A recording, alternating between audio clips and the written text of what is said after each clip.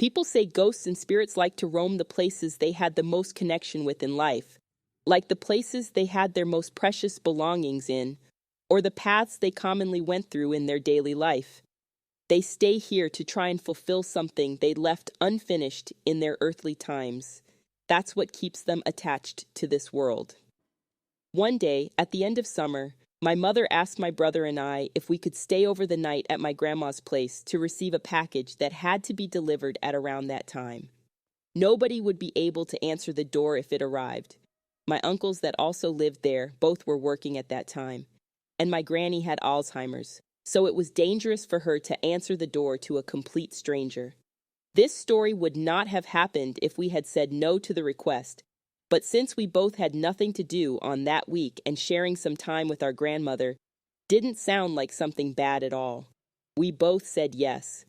We traveled from our hometown to the nearby city so we could stay the night at her house. She had lived there almost all of her life since she was a little girl, so that house has some brutal and heartbreaking stories.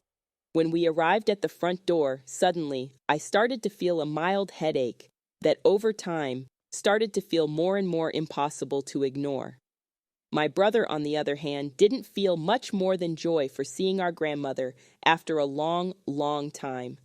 We were both happy in the end to spend some time with her. Everything went fairly normal that day. We even had lunch and dinner at the table and saw some movies on the TV. Other than the constant headache I had all along that day, everything felt right. This would change at night, though.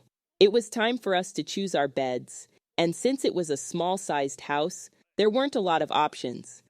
I chose to sleep on the couch, and my brother chose the room at the left end of the hallway. The room my brother chose has always made us uncomfortable. In that room, there's a big window, without curtains, that faces the backyard. That window has always creeped us out since at night it's pitch black and you can barely see anything outside the house. That means that whatever it's outside that window cannot be seen. He was hesitant at first, but since it was the only room with a bed, with the exception of my grandma's and uncle's rooms, he finally succumbed to the idea. It was bedtime already, so we both headed our directions and went to sleep. The night passed like a train, and from my side everything went fairly normal. I watched my phone to fall asleep and had a good night's rest. Until, suddenly, I was awakened early by my little brother begging me to sleep beside me. I asked why, but I couldn't understand what he was saying, so I just fell asleep right again. In the morning, I saw him wide awake there sitting on a chair. He clearly didn't sleep much last night. I asked him once again if something bad had happened. As I made that question, I saw a look of fear in his eyes, as if he had seen something terrific happen. He told me. After we both went to bed, he had trouble falling asleep, especially while having that window beside him. He just rolled side to side on the bed, looking for a good position to fall asleep with, till he finally closed his eyes. This placid feeling wouldn't last long as he was awakened by the out-of-breath voice of an old man whispering, "God knows my pain." His heart pounded fast, just as the heart of a gazelle being chased by a lion. In the corner of that room, a predatory presence stood still, laying his malevolent eyes upon him. The sound and beating of his heart was all there to be in the black room. He couldn't actually see what was there standing, but he felt that if he moved, it would know he was awake. So like that, he lied still all night long till the sun rised above, so he could go to me and feel a little more peace by my side. When he told me all of this, a shiver ran through my spine as I knew the truth. I knew who he really was. I never met my grandpa. All I know from him is what my mother has told me over the years about him. Contrary to my brother who doesn't know nothing about him, I know my fair share of stories. One day he arrived bloodied and bruised to the house. The cops had beaten him till he could barely move anymore. He barely made it to the front door.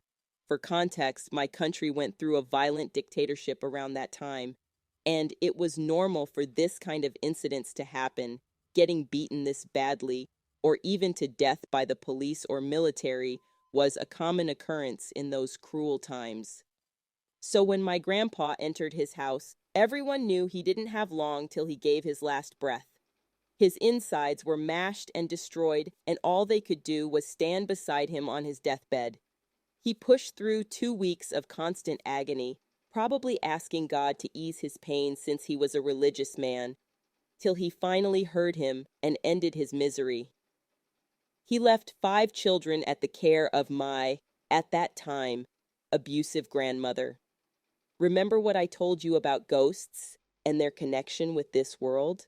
Well, there's nothing my grandpa loved more than making furniture. He loved sanding and sculpting and everything he did in his shop.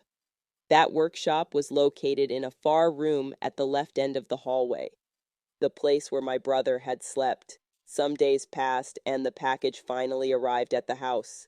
We headed to our town shortly after, and although my headache disappeared not much time after we left the city, this event will always inhabit my head.